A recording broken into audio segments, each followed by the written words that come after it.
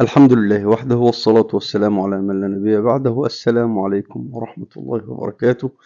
أهلا بكم متابعين الكرام، متابعين قناة لمسة شيف فنان. النهاردة إن شاء الله بعضنا زي ما حضراتكم شايفين هنعمل المكاريل ده مخلل. هنخلل المكاريل. تمام. طبعا احنا بنجيب المكاريل بنشيل منه الشوكة وبنفتحها زي فتحة السنجاري بالشكل ده. ماشي، بس بنشيل منه الشوك، بنخليه تماما من أي شوك. ماشي، بيبقى معانا بالشكل ده زي فتحة السنجاري. تمام. وبتتفتح من الظهر. لما نيجي نفتحها من الظهر ونخلي منها الشوك. تمام. هنجهز معانا ليمون سلايز شرايح بالشكل ده، مع بصل برضو شرايح بالشكل ده، ومعانا شطة، وهنستخدم كمون وكزبرة وملح. الملح ده مع معلقة سكر، لأن السكر بيساعد على التخليل. تمام. بنجيب السمكية بنحطها بالشكل ده، ونحط الملح اللي هو مع السكر، ومعنا الشطة، وبنرص ليمون كده ايه بالشكل ده. تمام. هنخليه لاين كده. ماشي. وبعد كده هنحط البصل. ماشي بالشكل ده زي ما حضراتكم شايفين. يبقى الليمون مع البصل مع الملح مع البصل، وبنيجي نقفلها بالشكل ده،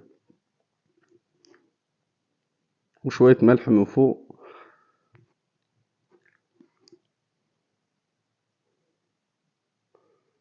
ونكرر برضو نفس العملية نعملها في سمكة تانية.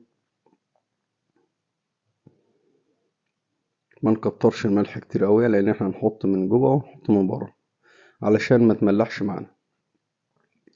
يعني هو الموضوع كله بيبقى نسبة وتناسب. عملنا السمكة بالشكل ده، نحط سمكة جنب سمكة، وطبعا بنحطهم في كيس من داخل علبة، يعني كيس من جوه علبة. ماشي. اهو زي ما حضراتكم شايفين كده، البصل مع الملح.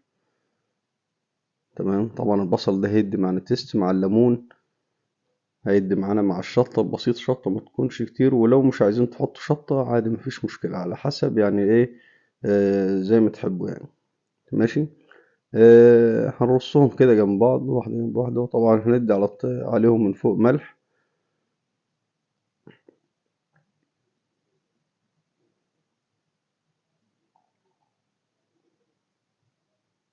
هنكرر برضو الموضوع هنا.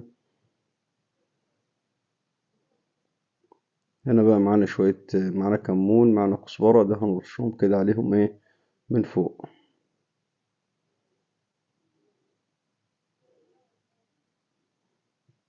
لو مش عايزين نحط كمون او كزبرة عادي مفيش مشكلة، ولكن الكمون بالذات مع السمك لازم، علشان ريحة الزفارة تروح منه. ماشي. ونحط شوية فلفل ابيض مع شوية خل، حاجة بسيطة. ماشي، عشان يقتل الميكروبات اللي في الاسماك وكده يعني.